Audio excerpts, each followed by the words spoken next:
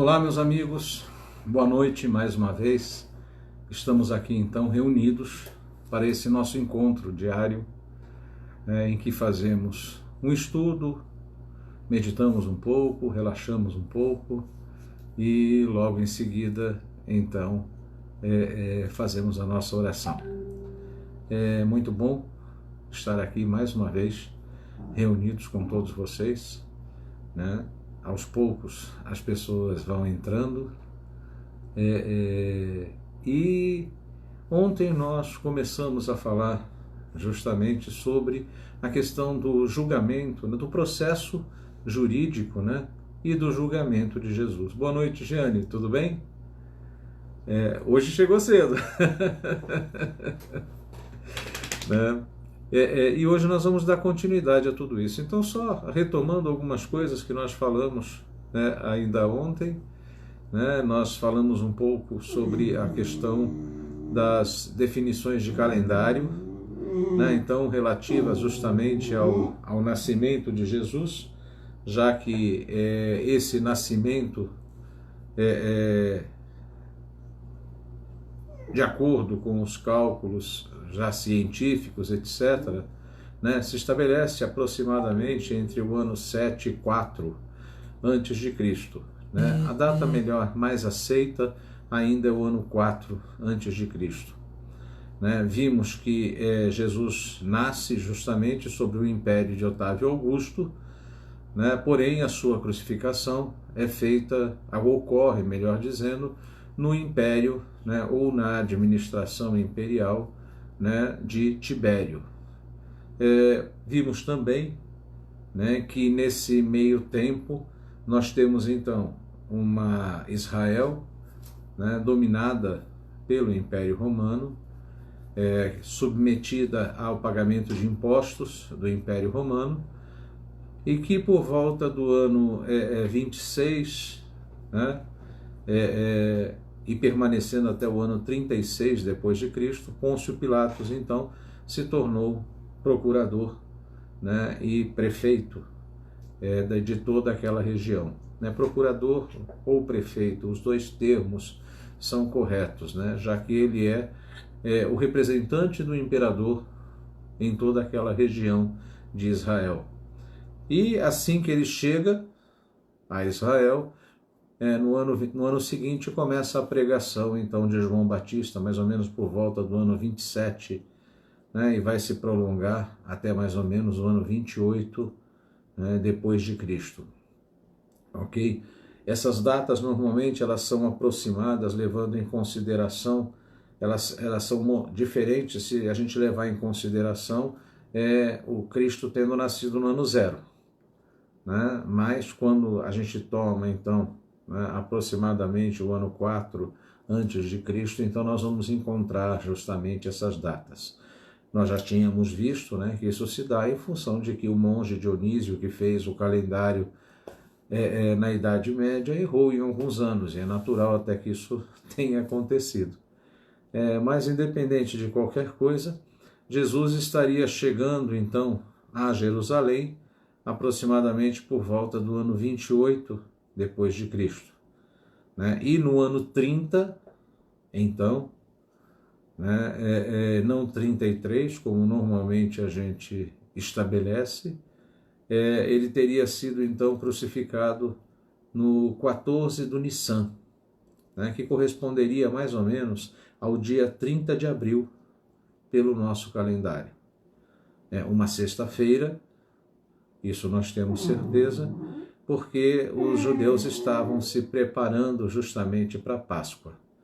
Né? E essa preparação acontece justamente no 14 do Nissan, né, que corresponde para a gente a uma sexta-feira, certo? E mais especificamente, por isso justamente Cristo não podia permanecer na cruz, porque se ele permanecesse na cruz, ele tornaria impura o sábado e consequentemente tornaria impura a Páscoa.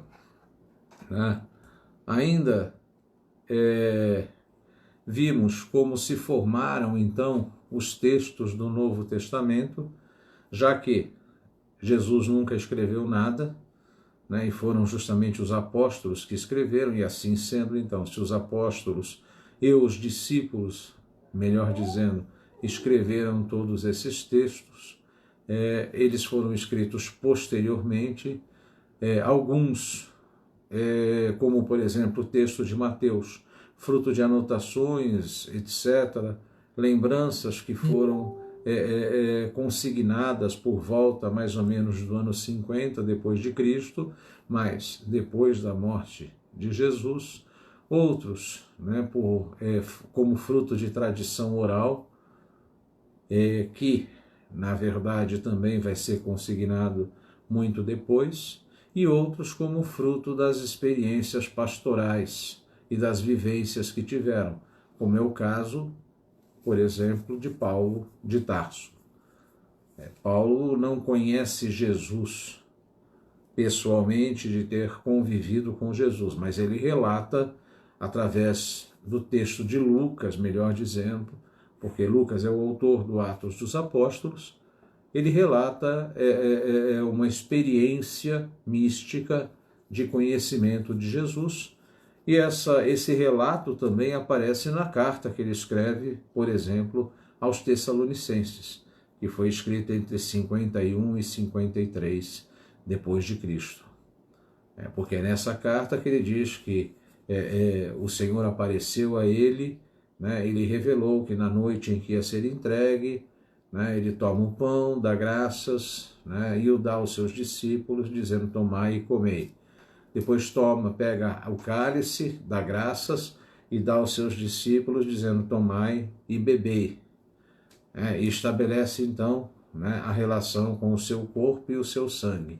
Eu acho que eu não coloquei ontem, mas é de fundamental importância que nós pensemos também um pouco nisso, porque, veja, toda a questão da transubstanciação, né, ou seja, a mudança do pão em corpo de Cristo e a mudança do vinho em sangue de Cristo, dentro da doutrina cristã católica, está fundamentada justamente aí, nessa promessa que Jesus faz, né, e que Paulo, né, reproduz como sendo uma experiência, né, uma revelação feita pelo próprio Cristo.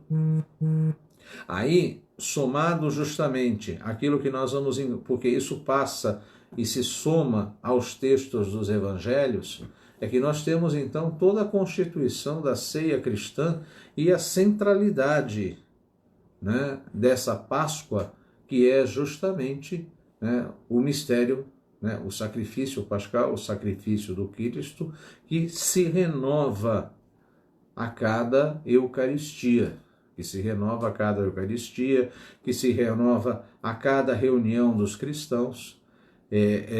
Os chamados protestantes, especialmente os protestantes históricos, eles não costumam guardar a Eucaristia, né? Para os anglicanos, por exemplo, Jesus está presente espiritualmente só lá naquele momento da realização e no momento em que se faz a partilha. Então não se guarda a Eucaristia, né? Para os luteranos, por exemplo, Jesus se faz presente no pão e no vinho, mas também só no momento da Eucaristia. Então veja, os anglicanos dizem que Jesus está presente espiritualmente, os luteranos vão considerar que ele está presente no pão e no vinho, naquele momento da ceia, naquele momento da realização da ceia. Diferente dos católicos, os batistas também vão ter essa concepção: Jesus está presente no pão e no vinho, mas só no momento da ceia. Diferente dos católicos, que compreendem que o pão se transforma em corpo de Cristo e o vinho se transforma em sangue de Cristo. Há uma mudança de substância. O que não vai aparecer nos protestantes históricos, como nós costumamos chamar, ok? Mas entre os católicos, na doutrina católica, então o pão se transforma em corpo de Cristo e o vinho se transforma em sangue de Cristo. Isso é o que se chama de transsubstanciação. Essa transsubstanciação, ela se faz fundamentada, então, naquilo que nós encontramos, né, no texto dos evangelhos, mas especialmente nesta revelação, que essa revelação mística que Jesus teria feito a Paulo, então, e que Paulo relata-nos na primeira epístola aos Tessalonicenses. Então, esses textos do Novo Testamento foram sendo constituídos, mais propriamente, vamos dizer assim, entre o ano 50 e o ano 100, né, da era cristã, vamos dizer assim. Esse é o período, então, de formação daquilo que nós chamamos, então, de textos do Novo Testamento. Esse Novo Testamento, é claro que ele tem toda uma fundamentação. A ideia também desse Novo Testamento, eu creio que, acho que eu não coloquei isso ontem também, mas coloco hoje, a ideia desse Novo Testamento é que o Pentecostes ocorrido com os apóstolos, o momento então em que o Espírito Santo vem sobre os apóstolos, implica justamente em uma iluminação. E dessa forma, o mistério de Jesus, toda a revelação de Jesus, ilumina todo o Antigo Testamento.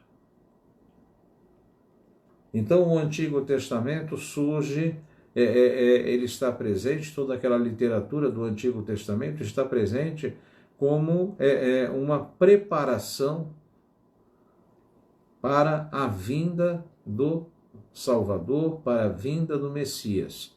E o nascimento, vida, morte e ressurreição de Jesus, todo esse mistério pascal tende a iluminar todo o Antigo Testamento.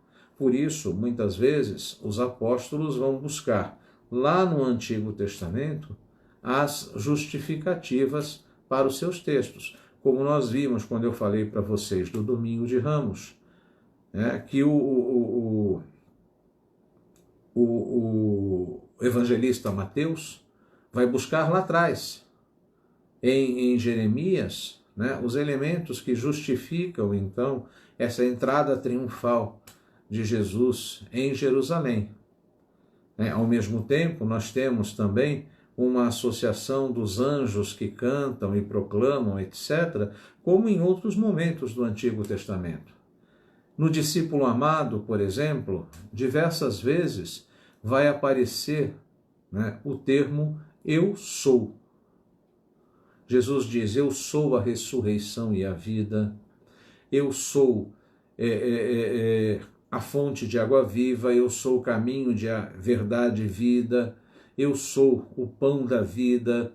Esse eu sou está diretamente associado ao Antigo Testamento, ao Êxodo, quando Moisés se aproxima então da sarça ardente, e a sarça manda que ele tire os seus sapatos, porque aquele chão é sagrado, e ele pergunta quem é. E a sarça, então, Deus, o anjo do Senhor, como é colocado no texto do Êxodo, vai responder, eu sou aquele que sou, ou eu sou aquele que é, como vocês quiserem.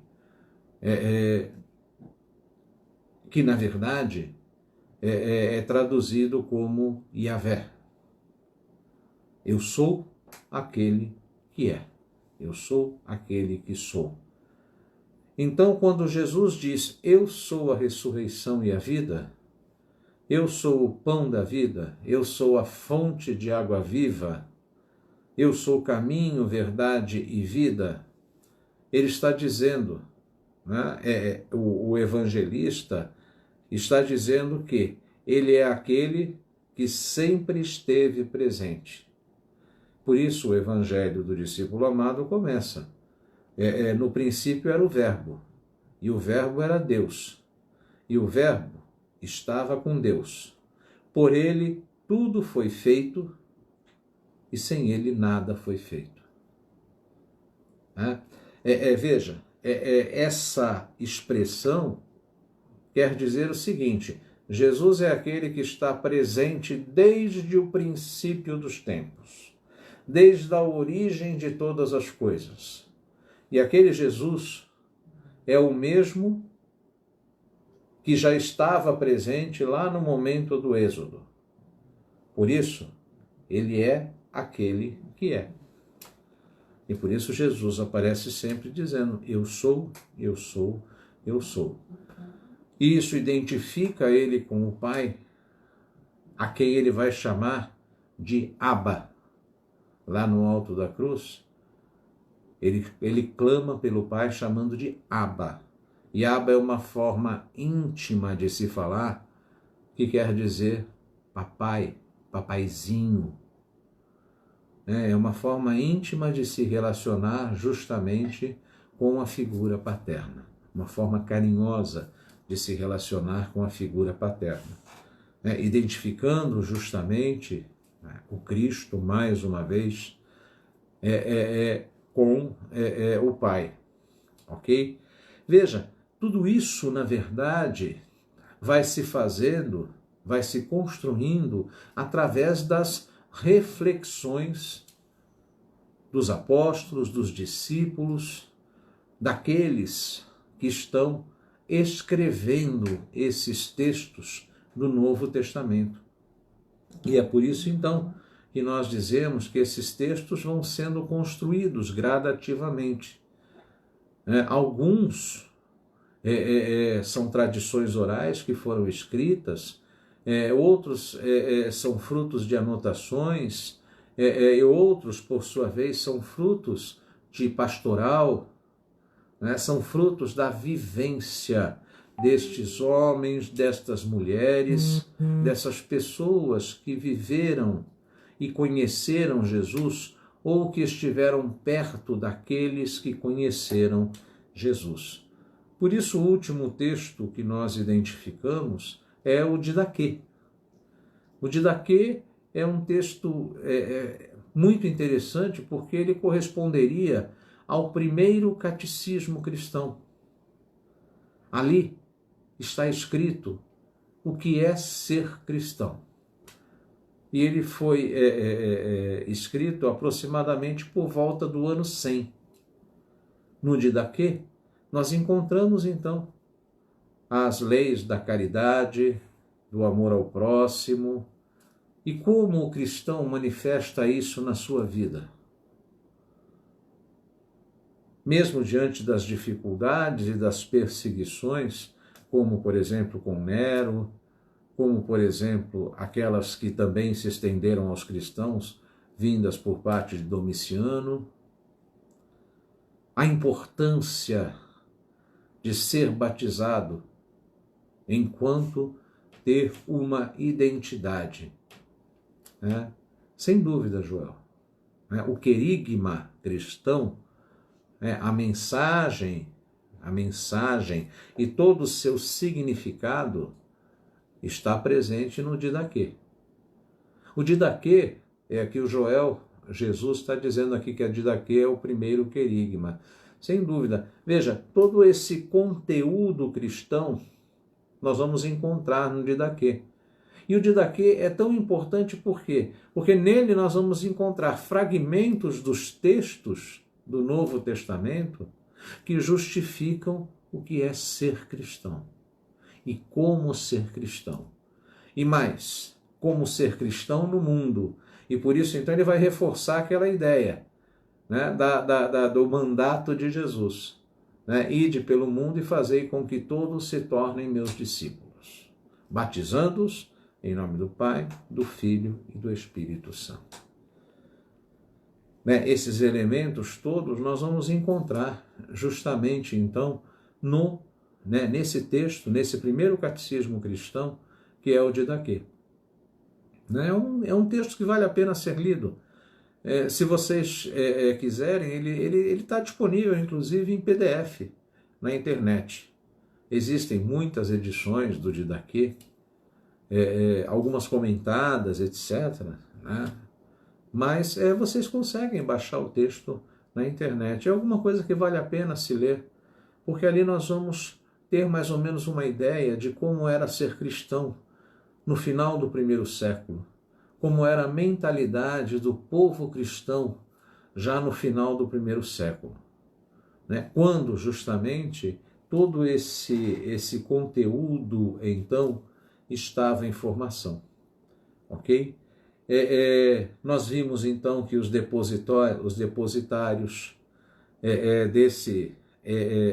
de todo esse conteúdo são os apóstolos, os discípulos, né? Aqueles que conheceram, que viveram com Jesus, né? E as mulheres que seguiram Jesus. E vimos, então, a importância que Maria Madalena também teve nessa comunidade cristã inicial, né? Que lá no texto do Atos dos Apóstolos se vai se identificar simplesmente como o caminho, né? Se vocês forem pegar lá no texto do Atos dos Apóstolos, entre o capítulo 1 e o capítulo 2, né, nós vamos ver que eles se identificavam como o caminho. Na verdade, ser chamados de cristãos, pela primeira vez, né, os seguidores de Jesus foram chamados de cristão em Antioquia. E ser chamados de cristãos naquele momento era uma forma pejorativa. Por quê? Porque seguiam alguém que foi crucificado. E isso era extremamente pejorativo. Era um homem subversivo, que era quase um desconhecido, mas que foi um subversivo, que foi crucificado. E os seus seguidores, em Antioquia, né, foram chamados de cristãos. Só que daí Paulo vai construir toda aquela teologia da sabedoria da cruz, que é loucura, né, para quem não crê e sabedoria para os que creem. E aos poucos o termo cristão vai ser identificado, então, cada vez mais, né, de uma outra maneira, né, como uma identidade desses seguidores, mas não de uma forma pejorativa. Durante muito tempo, o Império Romano vai ver os cristãos como perigosos até, né? Principalmente no século III, quando nós temos a grande perseguição de Diocleciano. Entretanto, gradativamente, isso vai passando por transformações, principalmente na medida em que os cristãos não são mais somente escravos, libertos e pessoas pobres. A doutrina de Jesus começa também a chegar ao patriciado romano. O cristianismo não vai se concentrar mais na região de Jerusalém, né, na Judéia, mas ele se espalha por todo o Império Romano.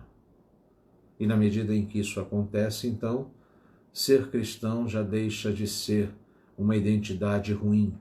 E os cristãos assumem para si esta identidade, ser chamados de cristãos. Ok? Então é importante que nós vejamos isso. Agora, tudo isso foi se desenvolvendo a partir de todo esse contexto, né? Nós falávamos ontem,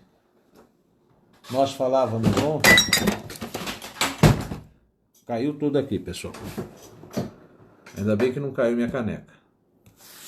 Nós falávamos ontem que existiram, melhor dizendo, momentos cruciais na vida de Jesus.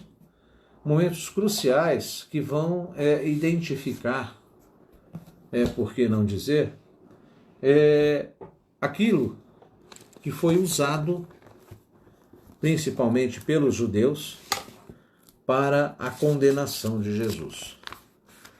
Entre esses momentos, cabe-nos destacar justamente um deles, porque essa vai ser, sem sombra de dúvidas, a acusação que vão fazer a Jesus. né? Lá em Marcos, capítulo 11, mais especificamente nos versículos 15 a 19, Jesus expulsa os vendilhões do templo. Veja, isso é tão marcante dentro dessa literatura cristã, dentro dos evangelhos, que aparece em Mateus, capítulo 21, versículos 12 a 13 e no versículo 17. Aparece também em Lucas, no capítulo 19, versículos 45 a 48. Aí poderiam dizer, não, mas você mesmo disse que Mateus, Marcos e Lucas são evangelhos sinóticos, ou seja, que eles vão contar a mesma história. Bom, isso é ótimo, porque na verdade nós temos então, né, uma confirmação. Os 3 evangelistas, mesmo Marcos, que não conheceu Jesus propriamente, que era discípulo de Pedro, vão contar a mesma história. E Marcos está contando o que ele ouve. Ouve de quem? Ouve de Pedro, ouve de Lucas. Né? Ele vai contar também essa história. E João, mais especificamente, no capítulo 2, versículos 14 a 16, também vai se referir a esse momento. E o que acontece de tão especial nesse momento? Acontece justamente o discurso de Jesus, que em Marcos aparece assim: não está escrito, minha casa será chamada casa de oração para todos os povos? Vós, porém, fizestes dela um covil de ladrões. Os chefes de sacerdotes ouviram isso e procuraram como fazê-lo perecer. Eles temiam, pois toda a multidão estava maravilhada com seu ensinamento. O que está acontecendo aqui? Jesus está denunciando toda a corrupção que havia no templo. Jesus está denunciando uma religião comercial. Uma religião que é onde as pessoas têm práticas que são vazias e rotineiras.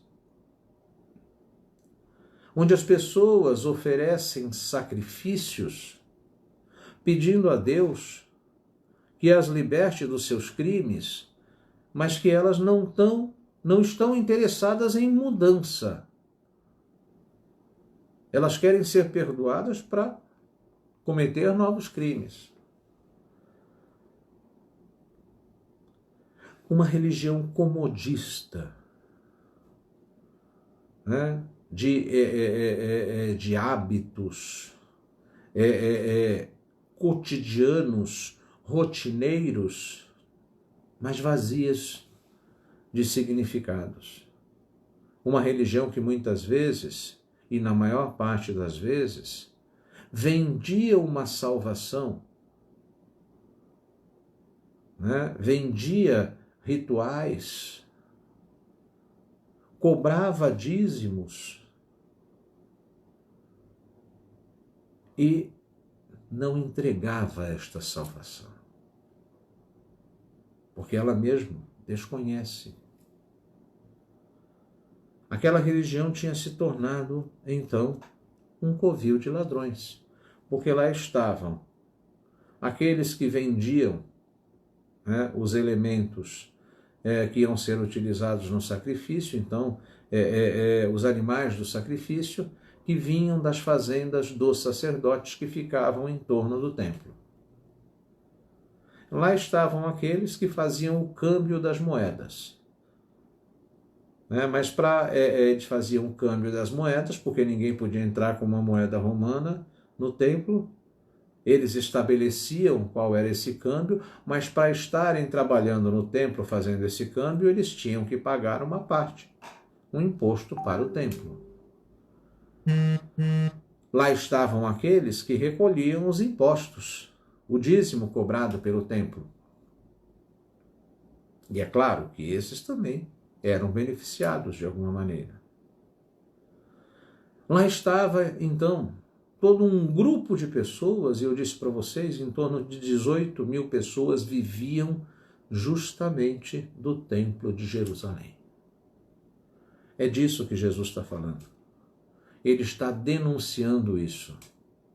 E por isso, ele se tornou perigoso. Ele representa a subversão, né, de tudo aquilo que estava estabelecido e acomodado. Ele representa a negação de tudo aquilo que é tido como vontade de Deus. Jesus está dizendo, não, nada disso é vontade do meu Pai. E ele vai confirmar isso quando ele disser, e se alguém tiver alguma coisa contra o seu irmão, larga a sua oferenda e vai se entender com ele primeiro.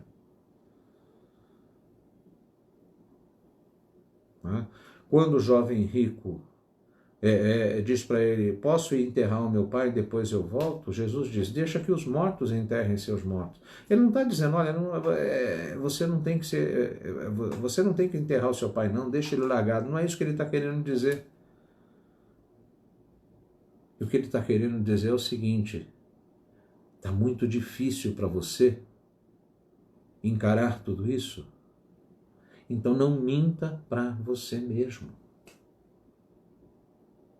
Se você ainda não se sente capaz de romper, né, com todas essas máscaras, com todas essas personas que te envolvem e que te saciam e que te dão prazer, mesmo que seja momentâneo, então assuma isto para você mesmo.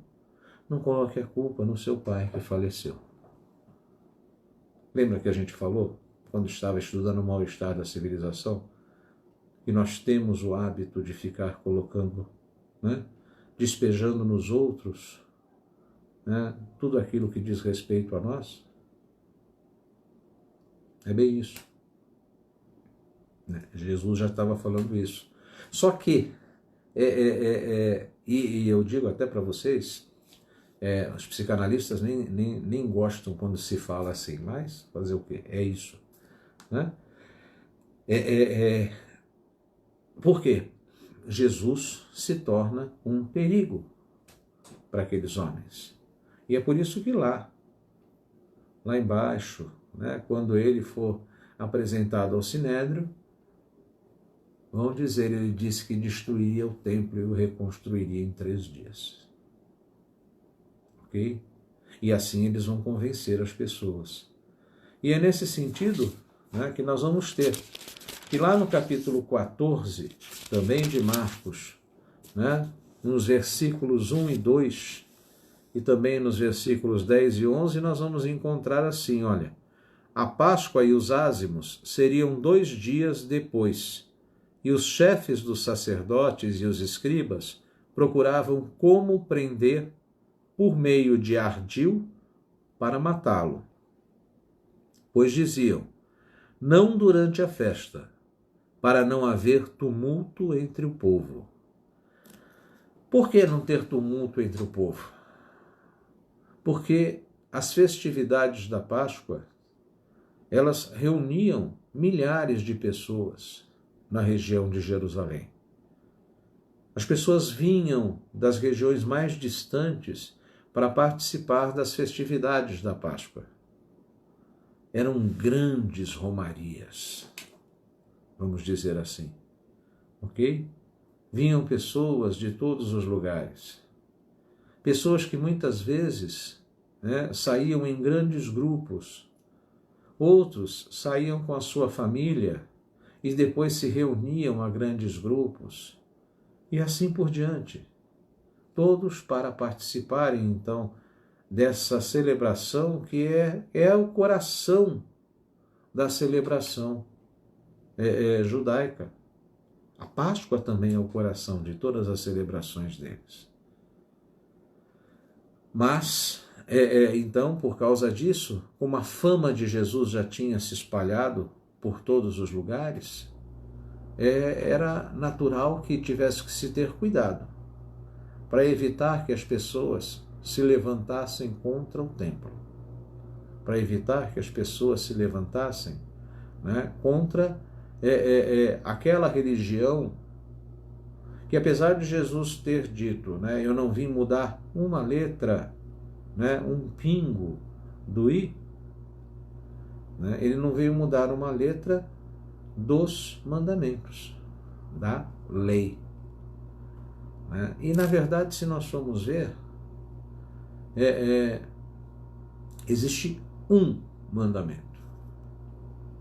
Amarás o Senhor teu Deus com todo o teu coração e só a Ele prestarás culto. E amarás o teu próximo como a ti mesmo.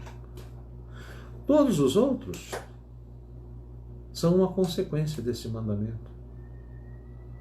Se você ama a Deus sobre todas as coisas, né, com todo o teu coração, com toda a tua mente, com todo o teu espírito, e ao próximo como a si mesmo, você não vai cometer adultério, não vai roubar, não vai matar, vai honrar seu pai e sua mãe, não vai cobiçar as coisas alheias e assim por diante. Todos os outros mandamentos são uma consequência desse. E é por isso que Jesus diz, eu não vim mudar uma letra, um pingo no i. Né? Mas aí, lá nos versículos 10 e 11, nós vamos ter aqui então, Judas Iscariote, um dos 12, foi aos chefes dos sacerdotes para entregá-lo a eles. Ao ouvi-lo, alegraram-se e prometeram dar-lhe dinheiro. E ele procurava uma oportunidade para entregá-lo. Na verdade, Judas tinha uma outra concepção de Jesus. Ele, como os sicários, como os zelotas, esperava um Jesus revolucionário, um Jesus que através da espada viesse dominar Jerusalém. Ele queria justamente aquele Jesus que pulasse do alto do pináculo do templo, como a gente viu quando a gente falou das tentações dos 3 P's.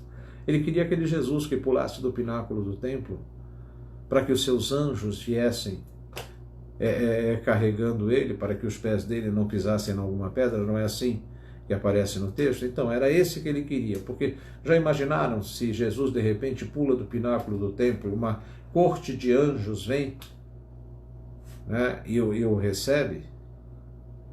Já imaginaram aquela situação, né, muito típica da tradição grega, onde Zeus atira raios contra os homens, né, para destruí-los? Os deuses gregos tinham muito essa característica. Eles se iravam contra os homens e se lançavam, e lançavam povos contra povos. Né?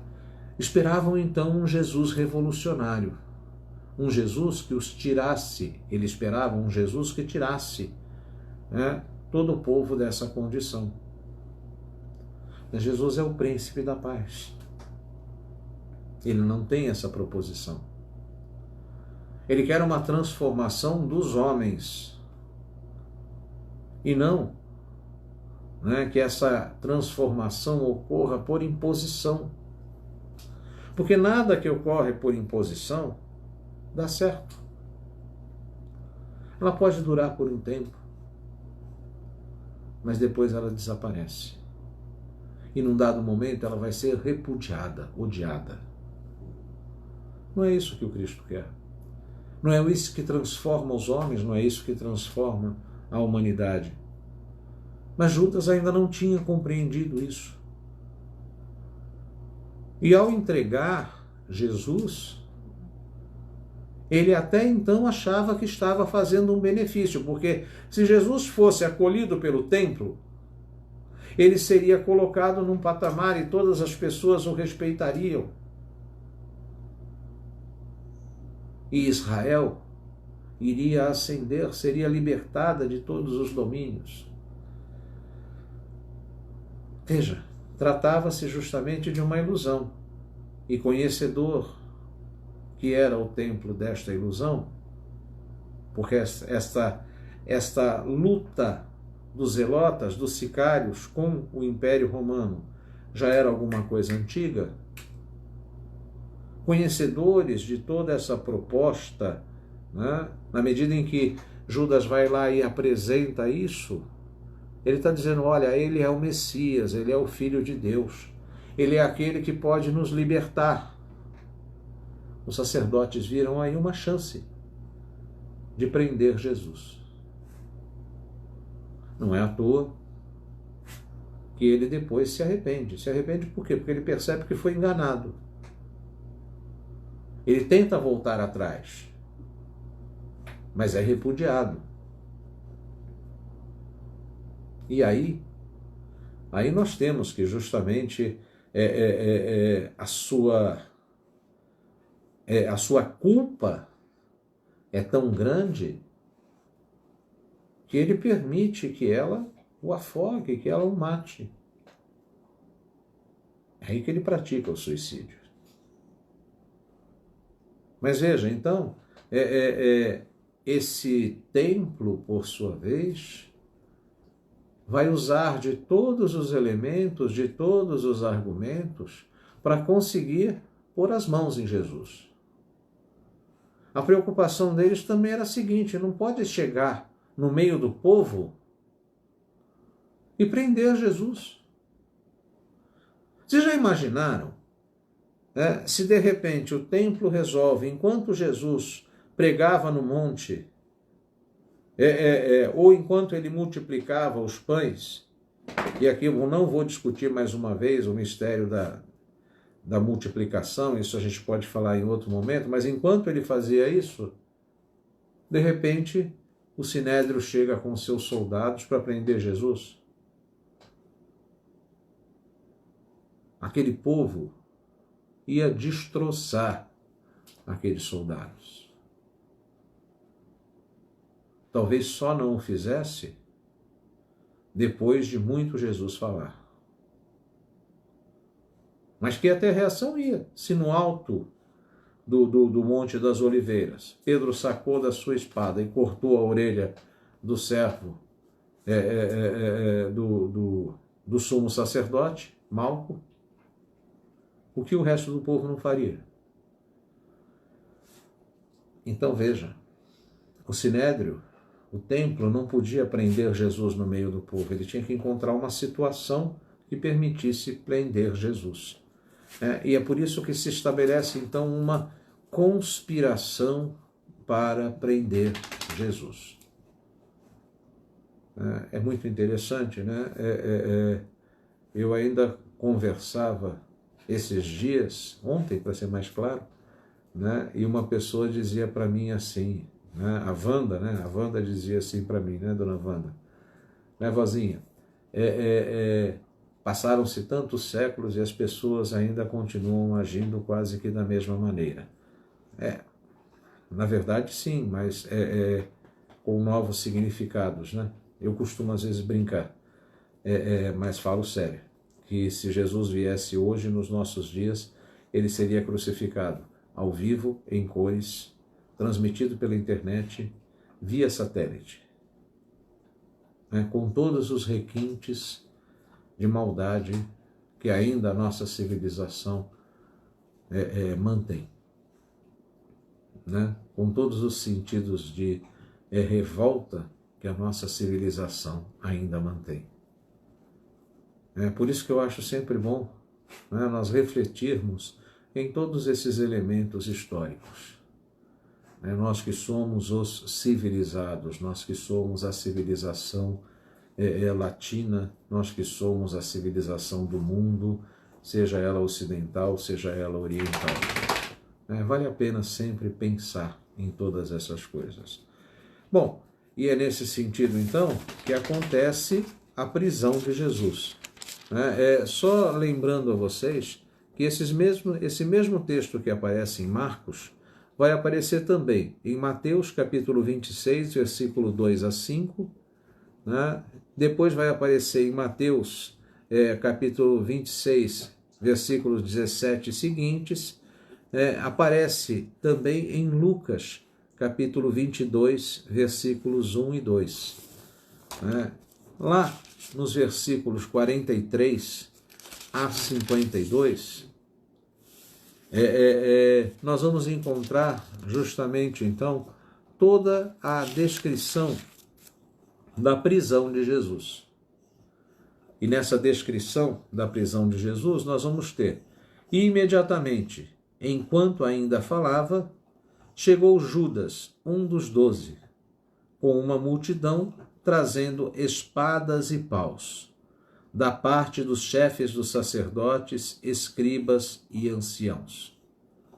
O seu traidor dera-lhes uma senha, dizendo: aquele que eu beijar, prendei-o e levai-o bem guardado. Tão logo chegou, aproximando-se dele, disse: Rabi, e o beijou. E lançaram a mão sobre ele e o prenderam.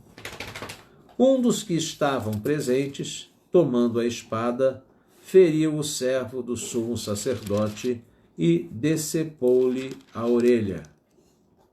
Jesus, dirigindo-se a eles, disse: serei eu um ladrão? Saístes para prender-me com espadas e paus? Estive convosco no templo, ensinando todos os dias, e não me prendestes. Mas é para que as Escrituras se cumpram. Então, abandonando-o, fugiram todos. Um jovem o seguia, e sua roupa era só um lençol ensopado no corpo. E foram agarrá-lo. Ele, porém, deixando o lençol, fugiu nu. É bastante interessante, que nós temos que esse pormenor do jovem só é encontrado em Marcos. Em nenhum outro texto ele aparece. E muitos comentadores entenderam que esse era o próprio evangelista, que era muito jovenzinho ainda, como eu disse para vocês, discípulo de Pedro, e que presencia toda a cena, mas fica marcado pelo medo e sai correndo. Alguns já interpretaram este jovem, vestido com lençol somente, ensopado de suor, como uma representação do próprio Cristo, do que lhe aconteceria posteriormente. Mas a interpretação mais aceita é justamente de que Marcos se coloca na cena da prisão de Jesus. E daí nós vamos perguntar: escuta, mas para que Judas precisava que as pessoas fossem com paus, com varas, etc.? É muito fácil da gente entender. Em primeiro lugar, porque estes representam todo o poder do templo. Em segundo lugar, porque temia-se uma reação dos próprios apóstolos que estariam com Jesus lá no Getsemane, no Monte das Oliveiras. Se nós formos tomar, no momento da ceia que Jesus diz para Judas: vai e faz o que tendes de fazer. E lá então nós temos que a cena revela que Jesus sabia o que ia acontecer.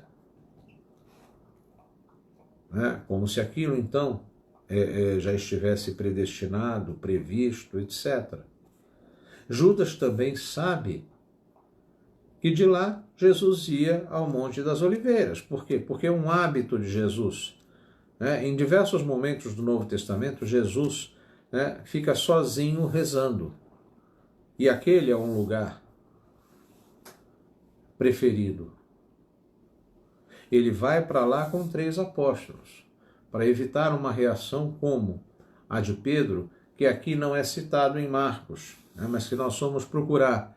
Nós vamos encontrar em Mateus, em Lucas também, nesse mesmo texto, né, em Mateus 26, 47 a 56, em Lucas 22, 47 a 53, e vai aparecer também em João, capítulo 18, versículo 2 a 11, onde nitidamente é chamado de Pedro, aquele que corta a orelha do servo do sacerdote Malco. Veja, temendo essas reações é que eles vão. Jesus vai dizer, mas para quê? Eu sempre estive no vosso meio. Eu sou aquele mesmo que pregou nas praças, que pregou na sinagoga. E quando pregou na sinagoga, vocês quiseram me derrubar do alto do monte, mas não tiveram coragem. Não tiveram força moral para fazer isso. E foram embora. Eu sou aquele que pregou nas praças. Eu sou aquele que defendeu a mulher adúltera. Eu sou aquele que curou o cego de nascença. Eu sou aquele que curou a filha de Jairo, o servo do centurião. Eu sempre estive com vocês. E agora vocês vêm a mim com vara-paus? Não precisa de nada disso. O texto de João vai mais longe. O texto de João diz que quando Jesus falou, né, a primeira vez a quem procuras, eles disseram Jesus de Nazaré, todo mundo caiu no chão. Porque daí o texto quer demonstrar a força que a própria palavra de Jesus tinha. Mas aí, então, ele vai ser preso. E preso, vai ser levado diante do Sinédrio, e depois disso, então, diante de Pilatos, para começar, então, o processo romano. Mas, como sempre, eu falo demais. Nós vamos dar uma parada aqui. Amanhã eu prometo que eu termino, porque amanhã nós vamos falar, então, de como se desenvolve o processo no Sinédrio e como se desenvolve o processo diante de Pilatos. Eu já adiantei para vocês ontem que o Império Romano não admitia que ninguém fosse condenado sem um julgamento. Ninguém podia ser condenado ex officio. Não bastava simplesmente uma denúncia. Era necessário, que houvesse um julgamento. Esse julgamento implicava numa defesa, numa acusação, etc. Haviam funcionários que iam cuidar disso. Mas amanhã a gente fala um pouco mais disso. Nós podemos agora dar uma parada, então, para tentar fazer aquele nosso relaxamento e depois, então, aquele nosso momento de oração. Tá bom? Vamos lá, então? Vamos, então, buscar uma posição confortável para nós, aquela posição que nos permita ficar tranquilos. Se quiser tirar o sapato, o tênis, o chinelo, a sandália, pode fazê-lo. Procure, se quiser ficar sentado, fique. Se quiser ficar deitado, pode ficar. Procure uma posição confortável, e vamos então iniciar o nosso exercício de respiração. Sempre inspirando pelo nariz e soltando pela boca. Inspira pelo nariz, expira pela boca. Então vamos lá. Inspira,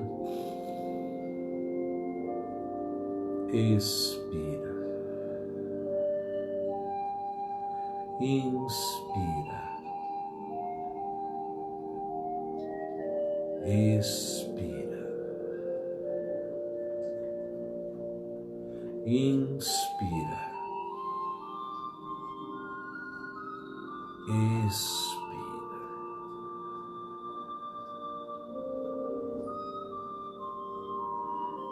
inspira,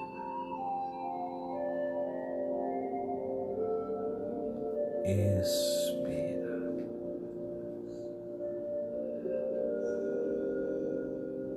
inspira, expira.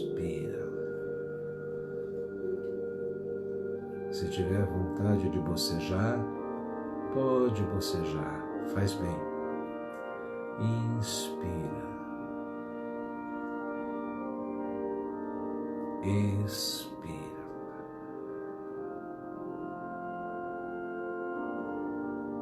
Inspira. Expira.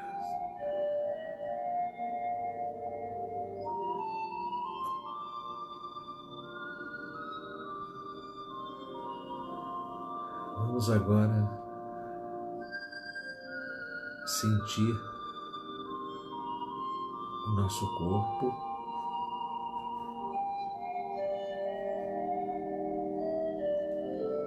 e vamos imaginar, ver, sentir um gramado. Um gramado fofo como um tapete, num descampado verde,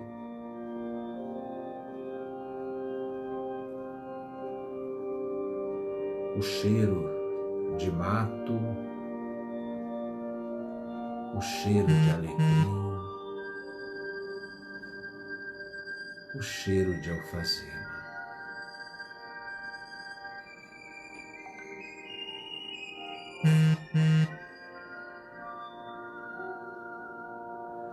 Coloque os pés na grama.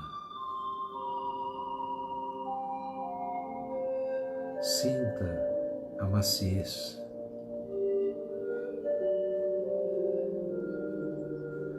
Vá se deitando na grama.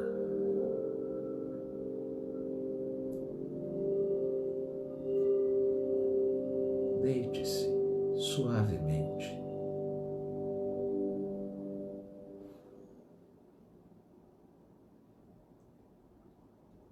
Sinta o seu corpo se aprofundar na grama.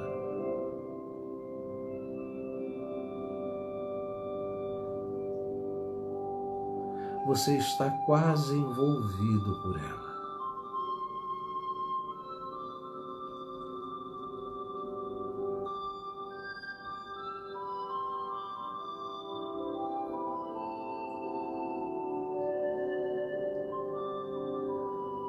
Nesse momento, o seu corpo começa a derreter, como se uma lama saísse dele e vai revelando aos poucos um ser translúcido. Essa lama são os seus medos, as suas angústias, as suas tristezas,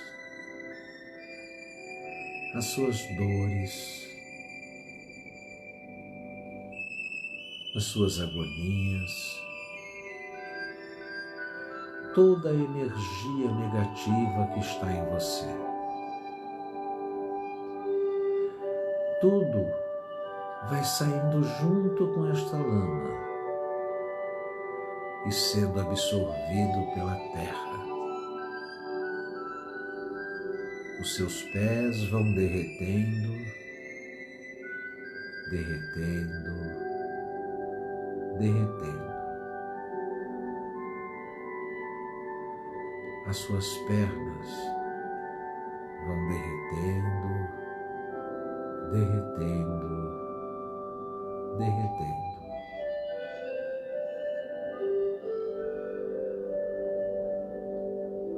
A sua pelvis, os seus quadris, as suas nádegas vão derretendo, derretendo, derretendo.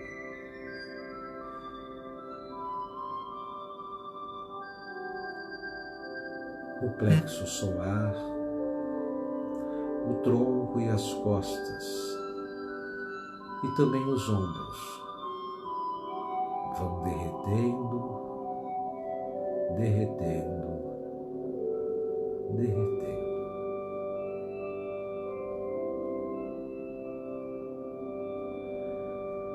Agora são os braços e as mãos que vão derretendo, derretendo, derretendo.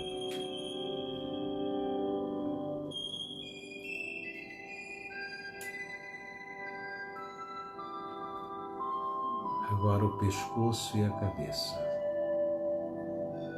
Eles vão derretendo, derretendo, derretendo.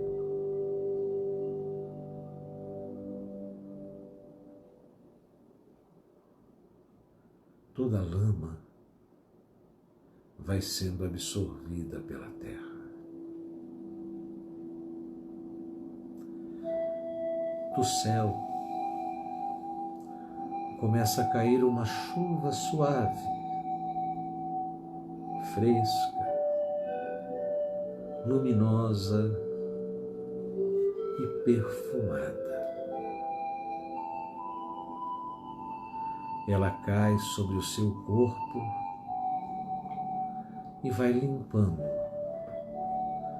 tudo que ainda ficou.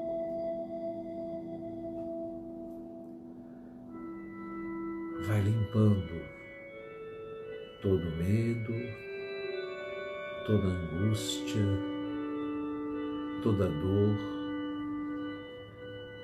todo sofrimento. Vai limpando todas as energias negativas e revela um ser translúcido.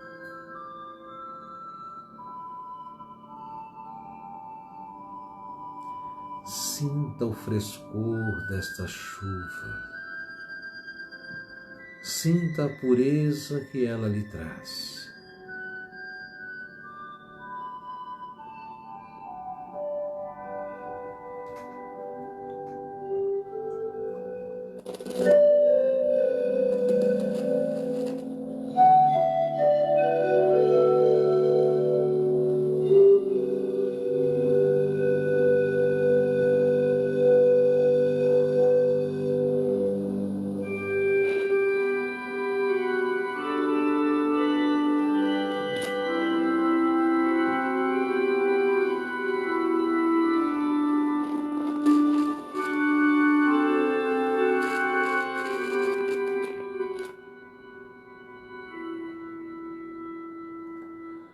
Agora do céu vem uma luz. A chuva vai cedendo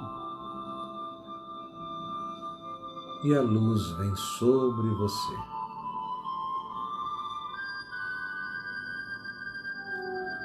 E vai inundando todo o teu ser. Essa luz penetra pela sua cabeça, entre os olhos, inunda todo o teu cérebro.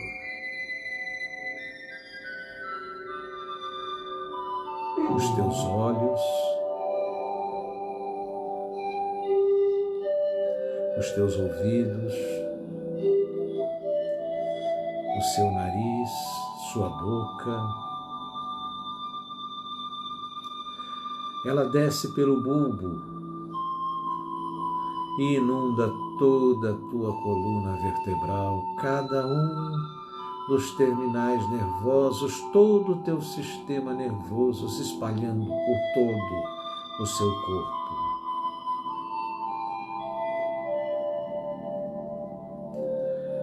Ela desce pela garganta, na faringe, na laringe, inunda os seus pulmões, o seu coração,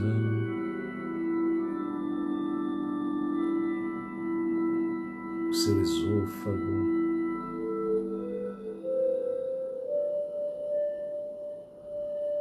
inunda o seu estômago, os seus rins, seus intestinos.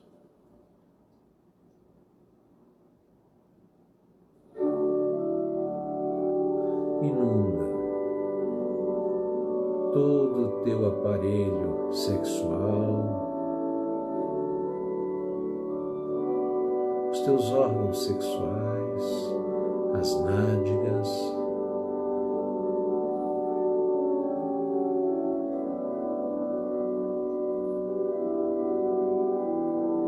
inunda suas pernas, os seus pés.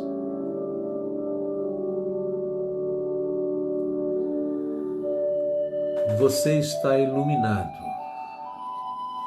Você é um ser de luz.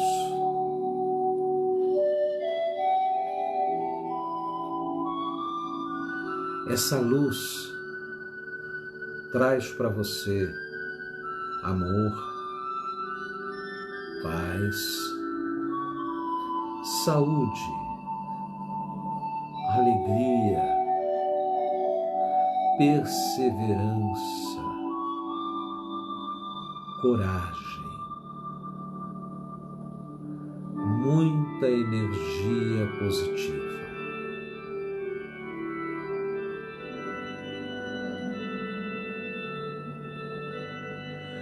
Um vento suave vai soprando e o seu corpo começa a flutuar. E ele flutua enquanto esta luz envolve todo o teu ser. Sinta a leveza, sinta a luminosidade,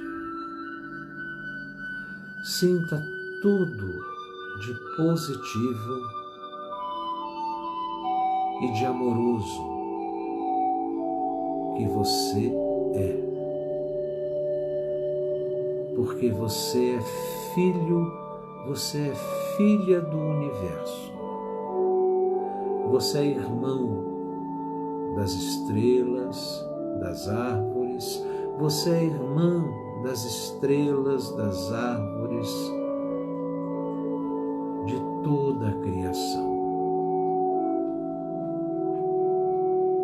Você é vida, e vida em plenitude. Sinta tudo isso em você.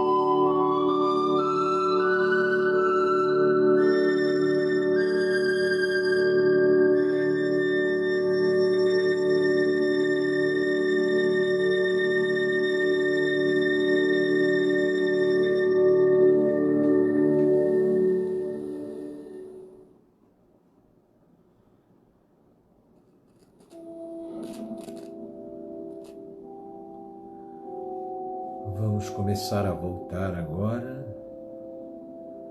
O seu corpo lentamente vai pousando sobre o gramado.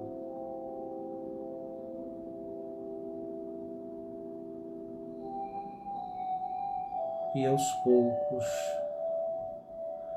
vamos retornando para o nosso lugar de origem, onde estávamos quando começamos.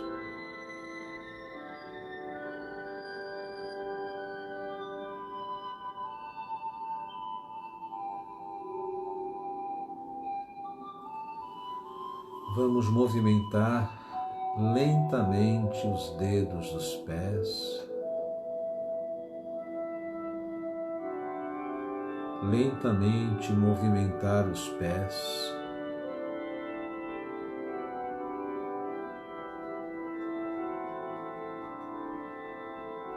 as pernas, devagar, lentamente.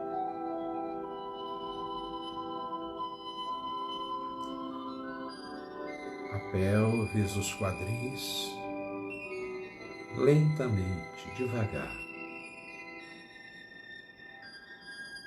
O plexo solar e todo o tronco, devagar.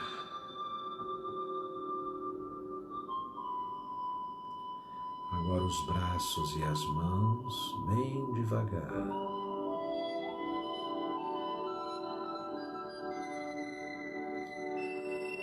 Movimente o pescoço e a cabeça, bem devagar.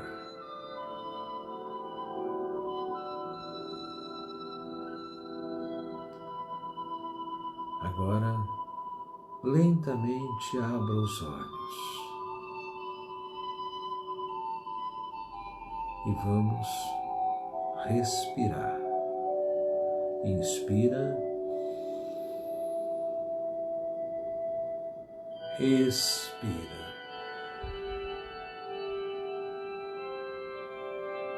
Inspira. Expira.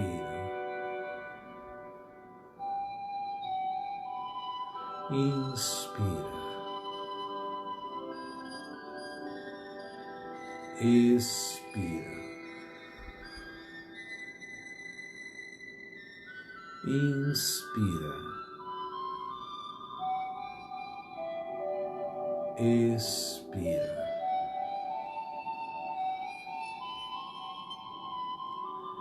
Isso. Mais tranquilos, positivados, felizes. Espero que sim. Que bom. Que bom se estamos assim. Agora que já estamos positivados, que recebemos, é aquele nosso momento então de doar um pouco de nós para os outros. E fazemos isso através da oração. Então eu convido a todos que estão aqui assistindo que mentalizem as suas intenções, as pessoas e situações por quem queremos rezar. Vamos mentalizar, podemos falar em voz alta se quisermos, no lugar onde estamos.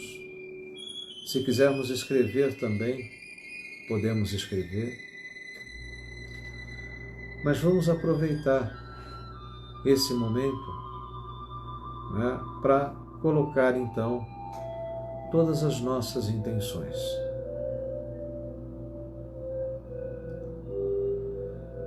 Eu quero rezar mais uma vez pelos profissionais de saúde,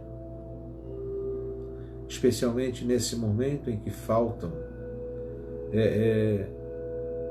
instrumentos, que falta proteção. Quero rezar pelos cientistas, para que estão se dedicando à busca de um medicamento, de uma vacina, pelos cientistas das ciências humanas, que estão tentando compreender todo esse contexto que nós estamos vivendo, que estão buscando auxiliar as pessoas. Quero rezar pelos mais necessitados, por aqueles que não têm o que comer nem onde morar,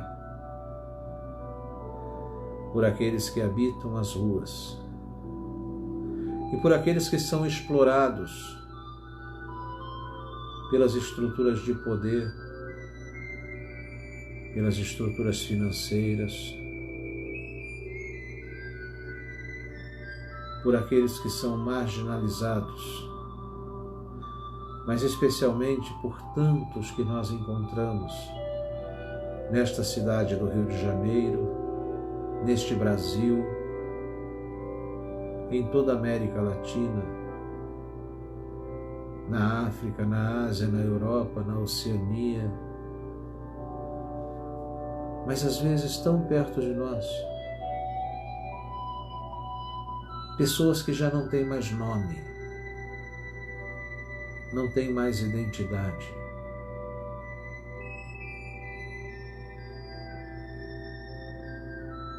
E não têm mais razão. Pessoas que perderam tudo, inclusive a compreensão e a caridade alheia. Para que os corações de homens e mulheres sejam tocados, para que as políticas sociais olhem para esses necessitados, para que a miséria seja extirpada do nosso meio, para que haja mais partilha e amor ao próximo.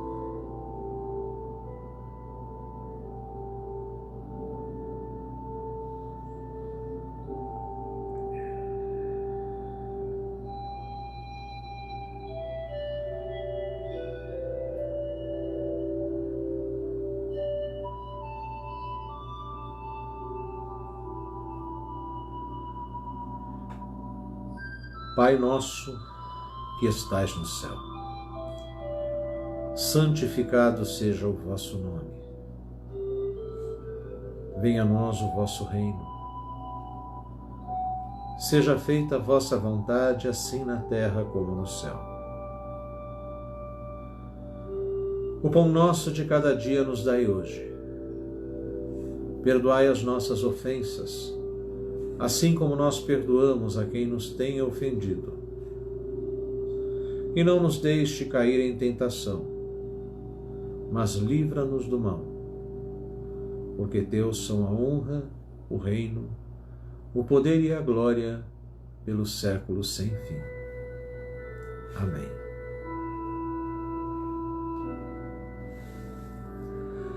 E assim, chegamos ao final desse nosso encontro diário.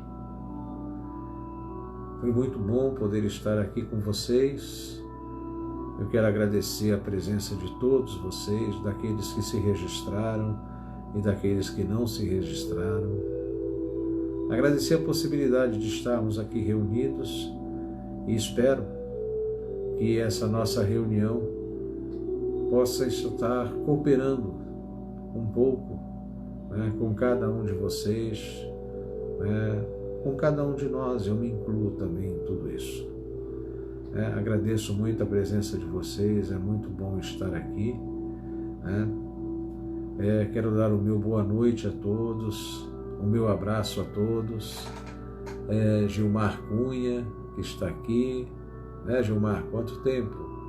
Fernando Bige, Ana Maria Santana, também bastante tempo, né, Ana? Ângela Estorino, a Adriana Durães, o Douglas Ronin, o Joel Jesus, o Gustavo Liscano, a Natália Rezende, o William Ocida, a Wanda Patrocínio, o Diego Carneiro, Daniel Camurça, Carla Magalhães, a Giane Aragão, a Kátia Carvalho, e todos vocês, Obrigado pela presença, é muito bom estarmos reunidos aqui. Amanhã, 18 horas, nós nos reunimos novamente. Nós vamos terminar, então, todo esse estudo sobre o processo e julgamento de Jesus. E vejam que interessante, eu falo demais, mas nós vamos terminar justamente na quarta-feira.